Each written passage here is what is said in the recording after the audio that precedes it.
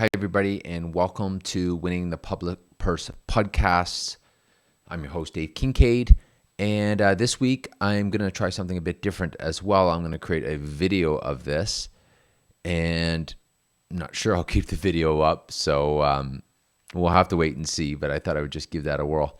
Listen, this is a mid-summer edition, summer of 2026, wherever you are in the world or whenever you're listening to this. And what I'm going to say about grant writing in this midsummer, this is a time where grants do not take holidays. And so I want to offer you a few tips this week so that you can be successful in writing your grants, okay? So here we go, 3 tips for you to take away this week. And they're really all around saving future pain. A lot of life's like that, isn't it? Like you take actions today to try to make your future better. I'm working on my diet as well, and it's like, oh my gosh, my doctor says I have high cholesterol now. It's like, great. So doing some radical changes to my diet and expect to see some results in the few months as I improve my diet and put the work in now. And that's basically life, isn't it? You've got to put in work now to get future benefits. And grant writing is almost as real as weight because there's a deadline and you win it or lose it, right? That's what I really like about grants. It's not one of those careers where, am I getting a return? It's very clear. It's like you apply, you either win it or lose it. You either submitted the grant or you didn't submit the grant. And that's why I tell people, hey, the best grant application in the world is a submitted grant. So we're going to talk today about, what are some things you can do around the summertime so that you can be successful later on. And the first point, as I just kind of alluded to earlier, is this idea of government fiscal years, how they flow and how money flows. So you may or may not know this, but the provincial, in Canada anyway, and the provincial and the federal fiscal years run April 1st to March 31st. And I was just trying to think about the taxes. When are your taxes due? It's usually, isn't it April 30th? Is it April 30th or March 31st? Just a sec. I'm going to Google that right now. When are Canadian taxes due? They're on April 30th. All right. Has nothing to do with their fiscal year then.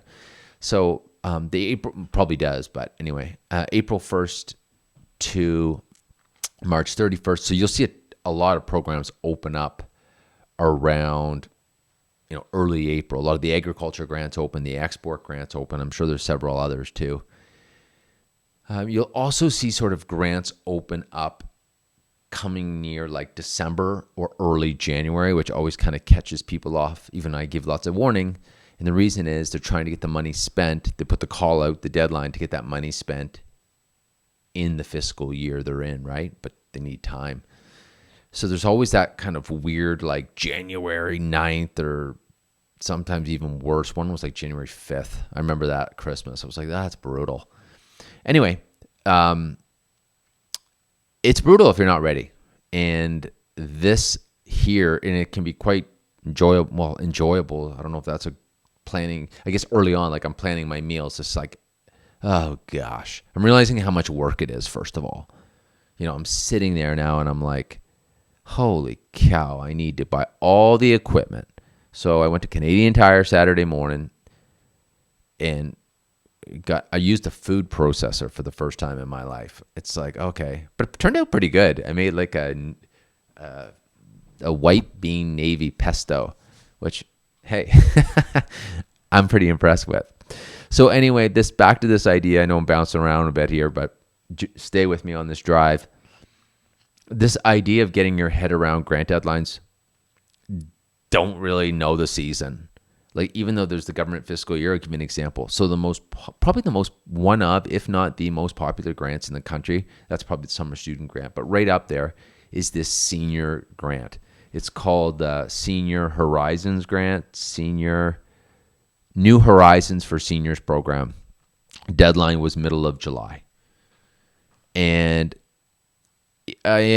it's like, it's a real problem because if you don't have your attachments in order, letters of reference, all those type of things, it can be a problem because everyone's on a holiday, especially into August. I found in my experience, a lot of the C-suite is, you can't find them in August. That's when they're on vacation.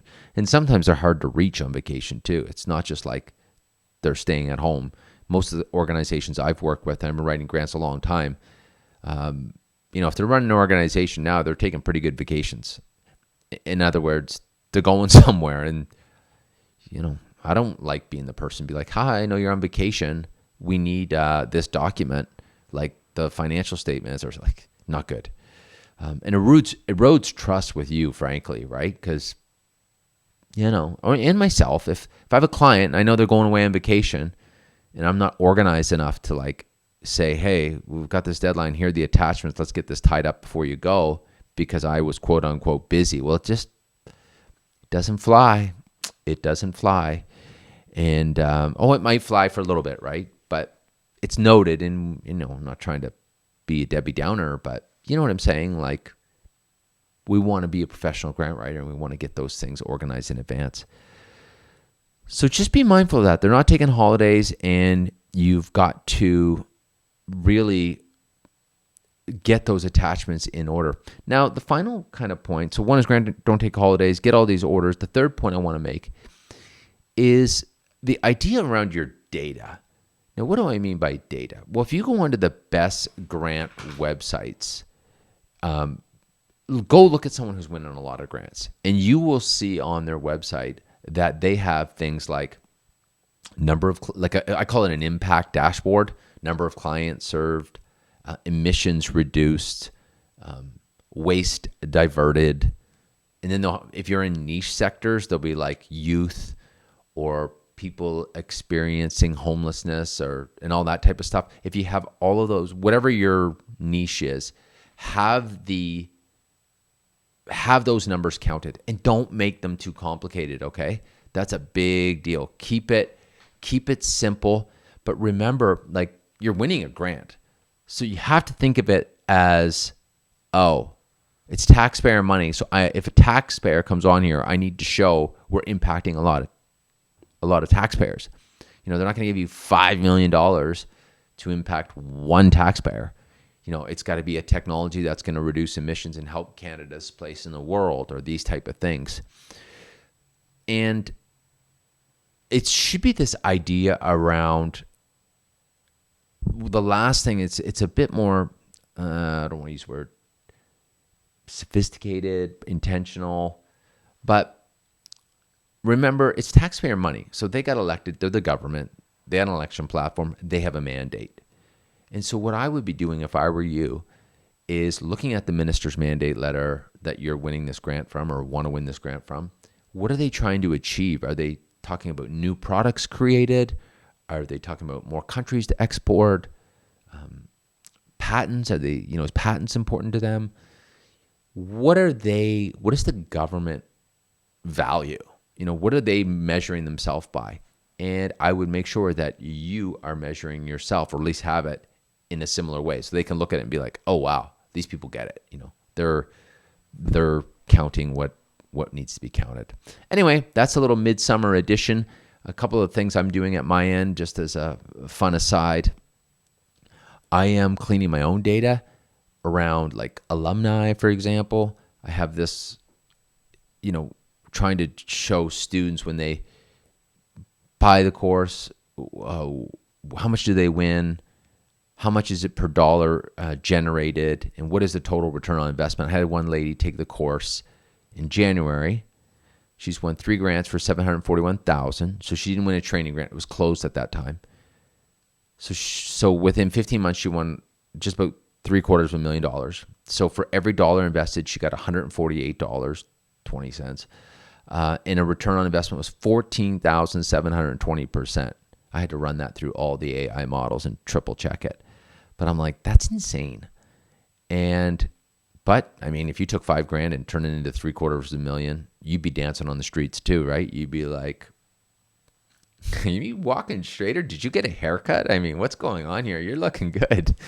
Something's up. So that's me working on my data in this however you pronounce it, in the midsummer season. And even lining up all my podcasts, I'm working on that as well. Like trying to go back, get my alumni scheduled so that we can do our interviews. It's work that's kind of, I call it midsummer grind. Like, wow, it's sunny out, but these need to get done. These need to get booked, and people get busy. But I feel like once these foundational pieces are done, they're done, and they're good for a year or two. And that's what you need. And then you can use it in your grant applications, your presentations. If you have staff, they can be using that. You don't have to keep making it up, but we do have to create, get this data done in the midsummer, or anytime. But I would encourage you to do it if it's something on your priority list, or people have time right now. You've got a summer student, good use of their time. Okay, I don't want to go too long. I hope that's great. Expect a number of interviews coming up with people in different sectors that have won grants. I've got a lot of alumni that I want to meet and interview and tell you their interesting stories. We've got people in mental health and recreation and tourism, and we're going to learn about them, their background, learn about what their organization does, why it's important, as well as the winning the public purse round, which is which grants did they win and why. So hope you stay with me on this journey, and hope you have a great day. Bye-bye.